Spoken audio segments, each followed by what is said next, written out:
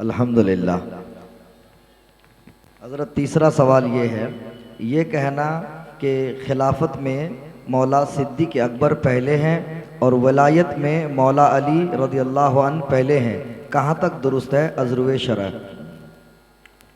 حضرت سیدنا صدیق اکبر رضی اللہ تعالی عنہ جہاں علم میں سب سے افضل، ولایت میں بھی سب سے اکمل،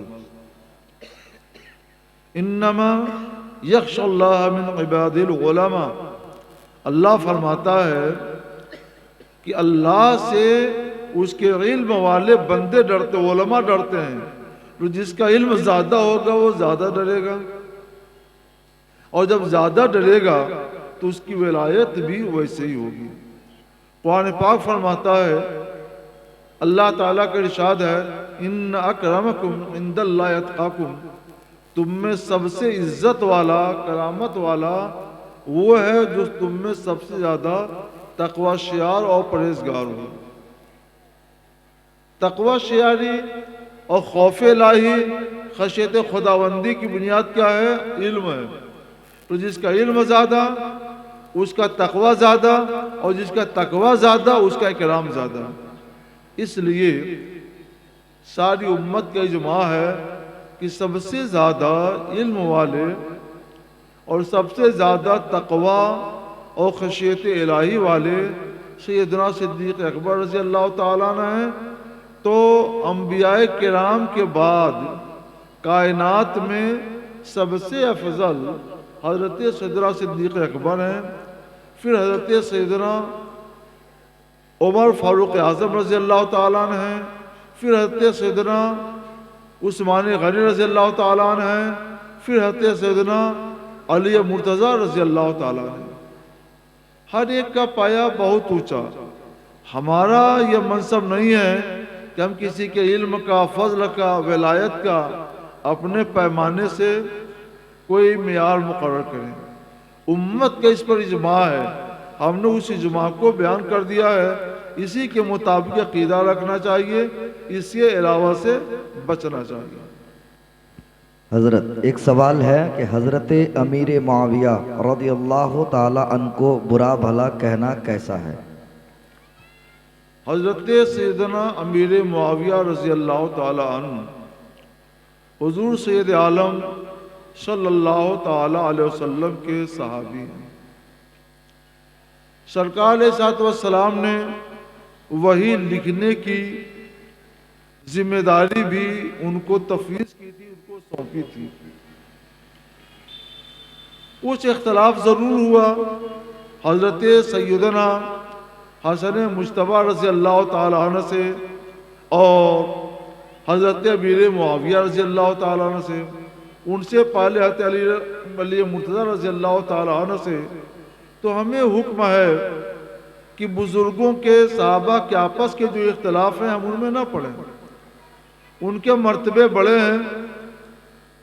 جب حضرت حسن مجتبیٰ رضی اللہ تعالیٰ عنہ نے ان سے مصالحت کر لی تو ہم کو بھی وہی صلح کا برتاؤ سب کے ساتھ کرنا چاہیے۔ ہمارے لیے ہمارا مقتدی، ہمارا رہنما اللہ کا فرمان ہے۔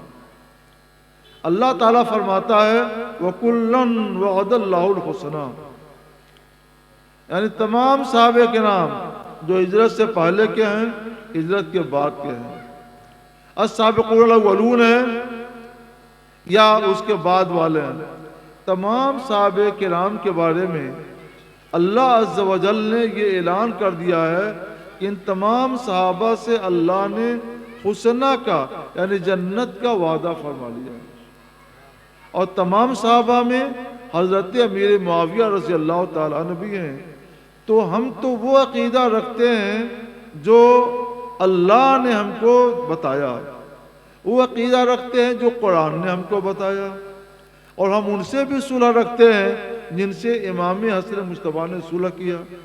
وہ ہمارے سردار ہیں اور ہمارے نزدیک بھی مکرم ہیں، اللہ تعالیٰ نے ان کو بھی جنتیوں میں شمار فرمایا۔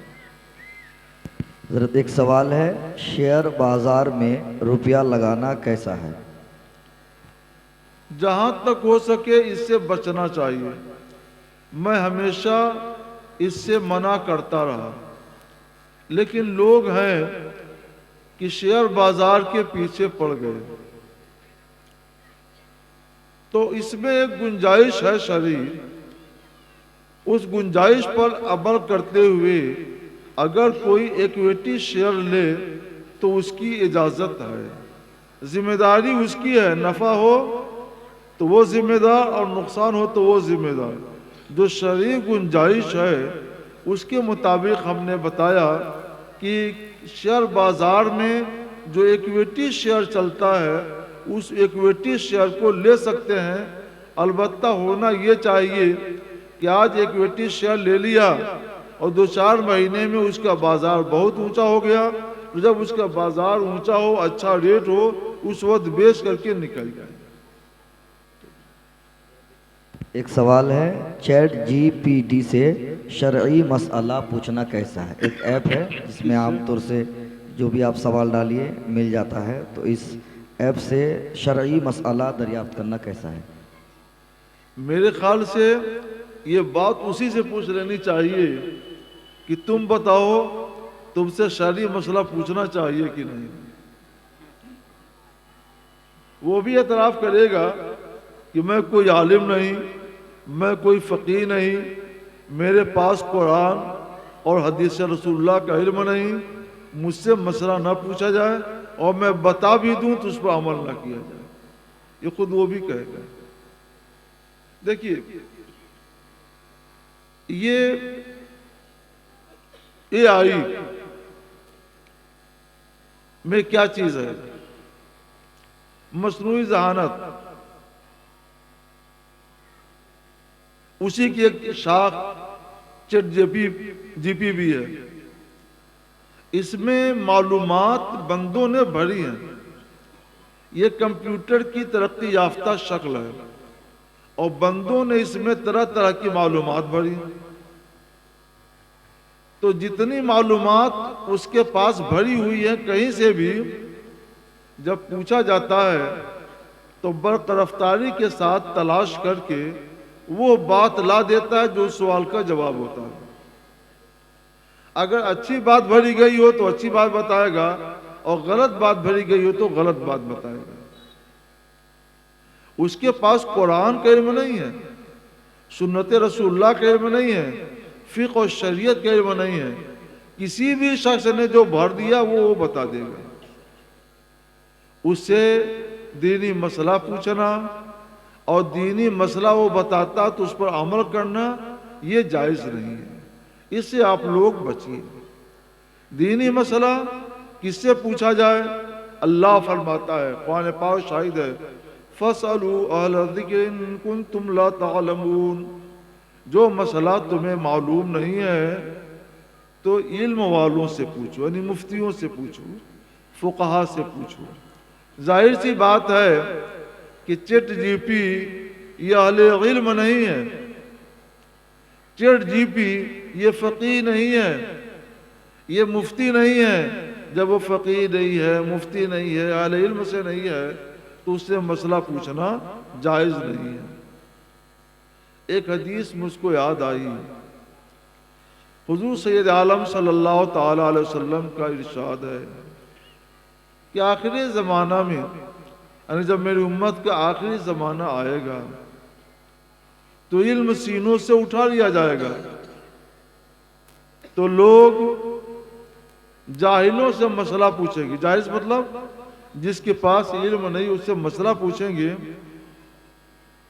وہ بتائے گا، پھر وہ خود بھی گمراہ ہوگا دوسروں کو بھی گمراہ کرے گا. فضلوا اضلوا، لوگ بھی گمراہ ہوں گے اور یہ بھی گمراہ گری کرے گا. تو یہ بھی جاہل ہے، علم شریعت کا علم اس کے پاس نہیں ہے، اس کے پاس عقل ہی نہیں ہے، دماغی نہیں ہے، دین سے تو کیا سمجھے گا وہ؟ یہ وہی چیز بیان کرتا ہے جو اس کے اندر بھرا گیا ہے، اس کے علاوہ کچھ نہیں. تو اس سے شریعت کا مسئلہ پوچھنا جائز نہیں ہے. آپ لوگ اس سے پرہیز کریں. ایک مرتبہ ایسا ہوا، 4-5 مہینہ پہلے کی بات ہے کہ لوگوں نے اس کی بڑی تعریف میرے پاس کی کہ حضرت اجازت دے دیجئے. تو میں نے کہا اچھا اس سے یہ مسئلہ پوچھو. ایک مسئلہ میں نے کہا اس سے پوچھو. تو اس نے فوراً جواب دیا. یہ حیرت کی بات ہے. یعنی میرے خیال سے 20-25 سیکنڈ کے اندر جواب آ گیا. میں نے سنا تو ہنسی آئی, وہ جواب غلط تھا. تو میں نے لڑکے سے کہا کہو اس کو بتاؤ کہ تم نے جو جواب دیا ہے یہ غلط ہے, شریعت میں ایسا کچھ بھی نہیں ہے. تو اس نے جواب دیا آپ بالکل صحیح کہتے ہیں, میرے پاس جو تھا وہ میں نے بتا دیا. آپ بالکل صحیح کہتے ہیں, میرے پاس جو ہے میں نے بتا دیا. آپ سے پوچھنے کے لیے کس نے کہا ہے؟ تو ہم نے کہا اس سے پوچھو کہ آپ کے سے دینی مسئلہ پوچھا جائے, آپ بتائیں تو اس پر عمل کرنا چاہیے. تو کہا ہرگز نہیں, میں کوئی مفتی نہیں, میں کوئی صاحب شریعت نہیں, مجھ سے دین کا مسئلہ نہ پوچھا جائے. وہ خود کہتا ہے. تو ہرگز آپ لوگ اس سے دین کا مسئلہ نہ پوچھیں. دین کا مسئلہ بتانے کے لیے یہ علماء کرام موجود ہیں, ہم لوگ موجود ہیں. ہم اپنا موبائل سونے کے وقت کے سوا اور نماز کے وقت کے سوا باقی تمام اوقات میں چالو رکھتے ہیں کہ جب جس کا بھی سوال آتا ہے کوشش کرتے ہیں کہ اس کا جواب دے دیا جائے. تو جب اتنی سہولت آپ کے لیے ہے تو یہ چٹ پٹ کے آگے کیا جاتے ہیں؟ اس سے مسئلہ پوچھنا جائز نہیں ہے. کوئی دنوی بات پوچھنا ہو تو الگ چیز ہے, ہم اس کے بارے میں نہیں کہتے. دین کا مسئلہ مت پوچھیے گا. حضرت ایک سوال ہے, عام طور سے آج کل ایک رواج چل پڑا ہے, پوسٹر یا بینر میں مقررین کی تصویر لگانا کیسا ہے؟ جی کیا؟ پوسٹر یا بینر پر مقررین کی تصویر لگانا کیسا ہے؟ پوسٹر یا بینر پر مقررین کی تصویر لگانا بالکل بلا حاجت ہے. اس کی نہ دنیا میں کوئی حاجت نہ شرعاً کوئی حاجت.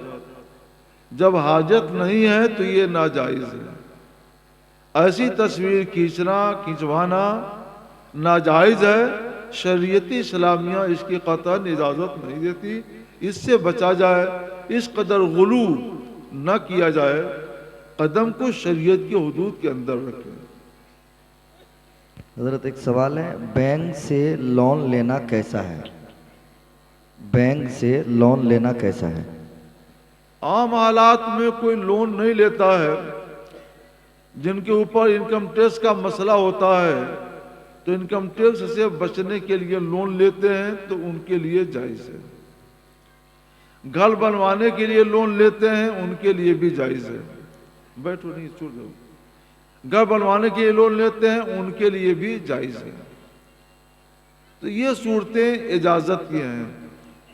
اور صرف یا اپنی تجارت کے لیے لون لیا اور ایسی جگہ پہ تجارت کر رہے ہیں کہ جہاں وہ تجارت خوب چلتی ہے اور ظن غالب ہے کہ انٹریسٹ میں جتنا دینا ہوگا, مثلا 10,000 انٹریسٹ دینا ہوگا سال بھر میں, اور یہ کما لے گا 1,00,000 2 لاکھ.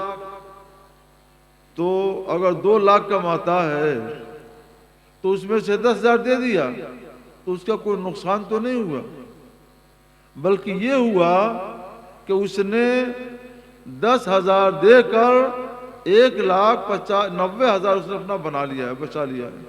تو یہ جائز ہے, اس کی بھی اجازت ہے. تو نفع بخش تجارت کے لیے کوئی لون لے تو جائز. گھر بنوانے کے لیے لون لے تو بھی جائز. کہ گھر بنوا لے گا آج تو 5-6 سال کے بعد وہ سستا پڑ جائے گا, انکم ٹیکس جو ہے کم پڑ جائے گا, جو نفع ہوگا وہ بڑھ جائے گا. تو یہ بھی جائز ہے. اور انکم ٹیکس سے بچنے کے لیے کوئی کرتا ہے تو یہ بھی جائز و درست ہے. اصل میں اس میں حکومت کا بھی بھلا ہے اور عوام کا بھی بھلا ہے. تو وہ کام کرنا چاہیے جس میں حکومت کا بھی بھلا ہو اور عوام کا بھی بھلا ہو, تو وہ جائز ہے. اور اگر ہمارا نقصان ہو کہ مثلا لے لیا 1,00,000 روپیہ ادا نہیں کر پائے تو کل ہو کر کے ہمارا مکان ہی چھین لیا جائے گا, کڑ کر دیا جائے گا, نیلام کر دیا جائے گا. تو یہ اپنا بھلا ہوا کہ اپنا برا ہوا؟ تو اپنا بھلا جائز، حکومت کا بھلا جائز، اور اپنا برا چاہنا یا حکومت کا برا چاہنا یہ برا ہے۔ حضرت بینک سے جیسے عام طور سے لوگ لون لیتے ہیں تو بائک یا کار وغیرہ بھی نکالتے ہیں، اس کی بھی وضاحت فرما دیں۔ کار جی، کار یا بائک لون لے کر کے۔ کار یا بائک میں بھی کچھ اس طرح کی باتیں ہوتی ہیں کہ اگر کوئی سامان پر سامان لیتا جاتا ہے تو شبہ ہوگا کہ اس کا مطلب اس کے پاس دولت زیادہ ہے، انکم ٹیکس والوں کا چھاپا پڑے گا۔ قرض لے کر کریں گے تو کچھ بھی نہیں ہوگا۔ تو جب حکومت ایک قانونی اجازت دیتی ہے تو اس پر عمل کرنا چاہیے تاکہ حکومت کا بھی بھلا ہو اور آپ کا بھی بھلا ہو، اور اگر ایسی کوئی بات نہیں ہے تو اس سے بچنا چاہیے، کیونکہ اس میں اپنا بھلا، ایک طرف کا بھلا ہو اور دوسری طرف بھلا نہ ہو تو ہم یہ نہیں کہتے، ہم یہ کہتے ہیں دونوں طرف کا بھلا ہونا چاہیے، تو وہ جائز ہوگا، اور جہاں ایک طرف کا اور ایک طرف کا نہیں ہے تو اس سے بچنا چاہیے۔ ایک سوال ہے حضرت، کیا کورٹ میرج کے ذریعے شرعاً نکاح ہو جاتا ہے؟ کورٹ میرج میں کیا ہوتا ہے؟ کیا وہاں نکاح پڑھایا جاتا ہے؟ نکاح نہیں پڑھایا جاتا۔ دونوں کو ساتھ میں رہنے کی اجازت دے دی جاتی ہے کہ تم دونوں ساتھ میں رہو، تو ان سے کوئی پوچھ گچھ نہیں ہوگی، مواخذہ نہیں ہوگا۔ نکاح نہیں پڑھایا جاتا ہے۔ نکاح پڑھایا جاتا ہو تب سوال ہو کہ وہ نکاح ہوا کہ نہیں ہوا۔ نکاح پڑھایا ہی نہیں جاتا ہے، صرف ساتھ میں رہنے کی اجازت دے دی جاتی ہے۔ جب نکاح پڑھایا ہی نہیں جاتا ہے تو یہ سوال ہی بے مال ہے کہ نکاح ہوا کہ نہیں ہوا۔ نکاح پڑھایا جائے تو سوال ہو، نکاح پڑھایا ہی نہیں جاتا۔ حضرت اسکول اور کالجز میں زکوٰۃ دینا کیسا ہے؟ اسکول اور کالجز میں زکوٰۃ دینا کیسا ہے؟ اسکول اور کالج میں زکوٰۃ کی رقم دینا ناجائز ہے۔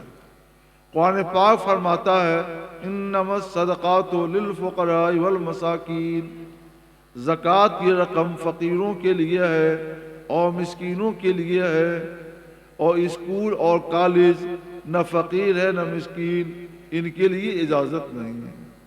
اسکول اور کالج کا معاملہ تو یہ ہے کہ اس کا تعلق دنیا سے جڑا ہوا ہے۔ اسکول اور کالج میں پڑھنے والوں کو اچھی نوکری ملتی ہے، اچھی ملازمت ملتی ہے، اچھی تنخواہ ملتی ہے، تو اس کی وجہ سے لوگ اس کے لیے لمبی سے لمبی فیس دے کر اپنے بچوں کو پڑھاتے ہیں۔ تو جہاں لمبی سے لمبی فیس دے کر خود لوگ اپنے بچوں کو پڑھاتے ہیں اور دنیا ہری بھری پہلے سے وہاں نظر آتی ہے، وہاں پہ فقیروں کا اور مسکینوں کا مال صرف کرنا جائز نہیں ہے، بچا جائے۔ پینٹ موڑ کر نماز پڑھنا کیسا ہے؟ پینٹ کو اگر اوپر سے موڑتے ہیں تو یہ عادت کے خلاف ہے اور معتاد کے خلاف، عادت معروفہ کے خلاف کپڑا پہننا یہ مکروہ ہے، لہٰذا اس سے بچا جائے۔ اگر ضروری ہے تو پینٹ کو اندر سے موڑ کر دبا لیں کہ برابر ہو جائے، تو یہ صورت کراہت سے محفوظ رہے گی۔ لیکن آپ کو نماز پڑھنا ہے تو کوشش کریں کہ پینٹ چھوٹا ہی تھوڑا سا رہے، ٹخنے سے اوپر تک، اس سے نیچا نہ ہو، تاکہ آپ کو پینٹ اوپر سے یا نیچے سے موڑنے کی ضرورت ہی نہ پیش آئے۔ وہ بھی اچھا لگتا ہے، جو ٹخنے تک ہوتا ہے وہ بھی اچھا لگتا ہے، تو اس سے کیوں بچتے ہیں آپ؟ اسی کو اختیار کیجیے۔ حضرت آخری سوال ہے، کیا حاملہ عورت روزہ چھوڑ سکتی ہے؟ ہاں، حاملہ عورت کی بعض صورتیں ایسی ہیں کہ اس کو روزہ چھوڑنے کی اجازت ہوگی۔ اگر اس کو اس بات کا خطرہ ہو جائے کہ روزے سے رہے گی تو اس کا حمل خطرے میں پڑ جائے گا، اس کی جان بچنا دشوار ہو جائے گا، تو اسے روزہ چھوڑنا جائز ہے، روزہ چھوڑ لے، اور جب ولادت ہو جائے تو بعد میں روزے کی قضا کر لے۔ حضرت آخر میں آپ کچھ نصیحت فرما دیں، کیونکہ اس بار پہلی بار جو ہے اس ادارے میں تخصص فی الفقہ کی تعلیم کا آغاز ہوا ہے اور اس بار 11 بچے انشاءاللہ فارغ ہوں گے. سبحان اللہ. کچھ آپ نصیحت فرما رہے ہیں. علم حاصل کرنا فرض ہے، مردوں پر بھی اور عورتوں پر بھی. یہ ہمارے مدارس سے علم کا ذریعہ ہے، یہ علم کا سوتا ہے، علم کا چشمہ ہے. یہاں پہ انسان ڈھالے جاتے ہیں، علم والے ڈھالے جاتے ہیں، اعلیٰ تعلیم والے تیار کیے جاتے ہیں. آپ لوگ بڑے خوش نصیب ہیں کہ یہاں آپ نے ایک اعلیٰ معیار کا دارالعلوم قائم کیا، جہاں پہلے درجے سے لے کر فضیلت تک کی تعلیم ہوتی ہے. اور اب ان لوگوں نے ترقی کر کے ماشاءاللہ تحقیق اور ریسرچ کا شعبہ بھی قائم کر لیا اور اس کی بھی تعلیم شروع کر دی ہے. تو جو تعلیم ہمارے یو پی میں بڑے بڑے اداروں میں ہوتی تھی وہ تعلیم یہاں پہ شروع ہو گئی. تو یہ بڑی خوشی کی بات ہے. آپ لوگ اس کی طرف راغب ہوں، متوجہ ہوں اور اس کو آگے بڑھانے کی کوشش کریں. میں نے ابھی کل کے روز بھی بتایا تھا، آج بھی بتاتا ہوں کہ آج ہماری قوم کیوں پچھڑی ہوئی ہے،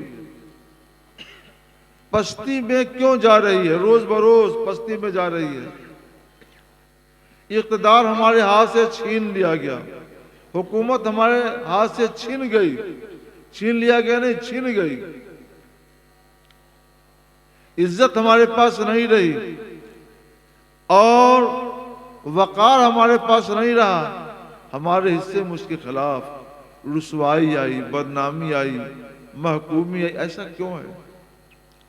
اس پر آپ کو غور کرنا چاہیے.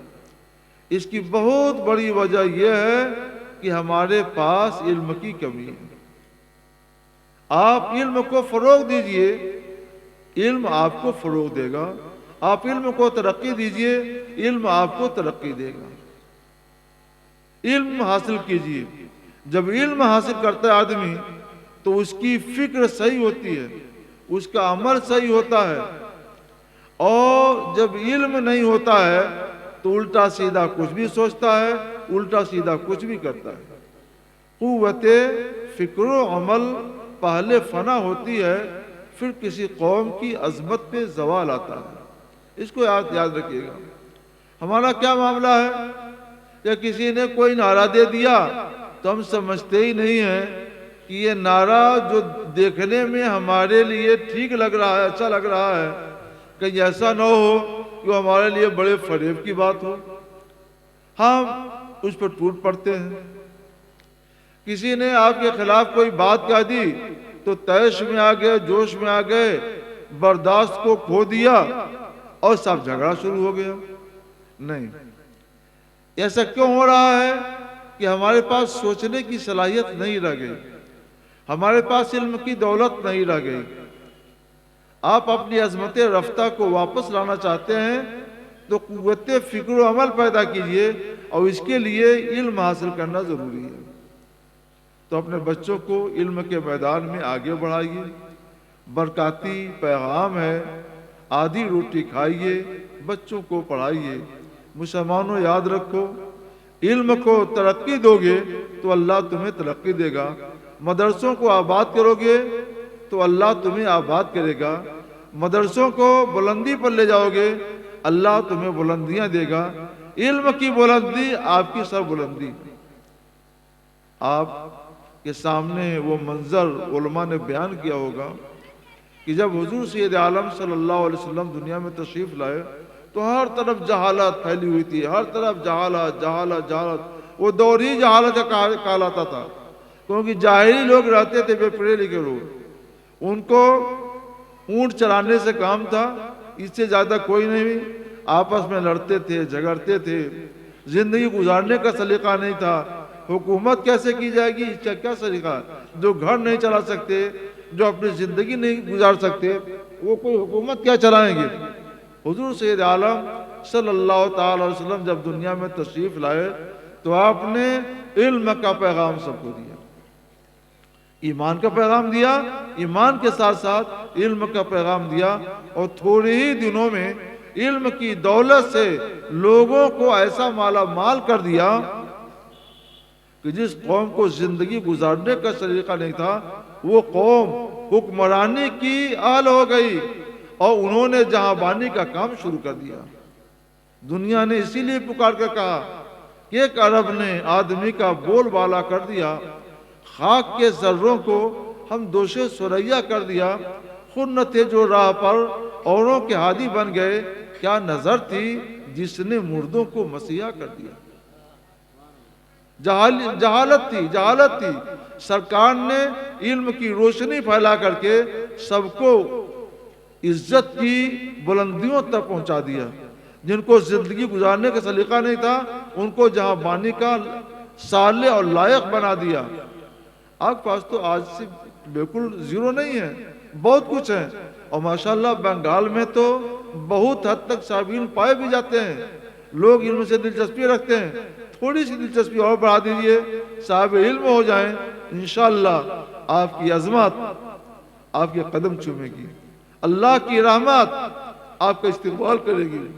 مدرسوں کو بڑھائیے، یہ علماء اس زمین پر اللہ کی رحمت ہے، ان سے قریب رہیے، ان سے قریب رہنے میں آپ کا فائدہ ہے۔ میں نے بارہا بتایا ہے، اگر آپ پارلیمنٹ میں جانا چاہیں نہیں جا سکتے ہیں، اور ممبر پارلیمنٹ جن کو آپ ہی بناتے ہیں، اس سے کہیے کہ آپ ساتھ ہم بھی چلیں گے، وہ لے کر چلا جائے گا تو کوئی آپ کو روکے گا نہیں، کیونکہ وہ پارلیمنٹ کا اسٹاف ہے، تو اس کے ساتھ آپ جائیں گے تو آپ کو نہیں کوئی روکے گا۔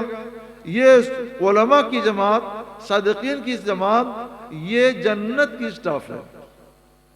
جب یہ لوگ جنت میں جائیں گے، آپ نے ان کا دامن تھام لیا تو اپنے ساتھ آپ کو یہ بھی لیتے جائیں گے، جنت کا حقدار ہو جائیں گے آپ۔ تو علماء کے ساتھ رہیے، علماء کی ہدایتوں پر عمل کیجئے، اور کسی بہکانے والے کے بہکاوے میں نہ جائیے، علم کو فروغ دیجئے، علم علم علم اس کی دولت حاصل کیجئے۔ وآخر دعوانا ان الحمدللہ رب العالمین۔ السلام علیکم ورحمۃ اللہ۔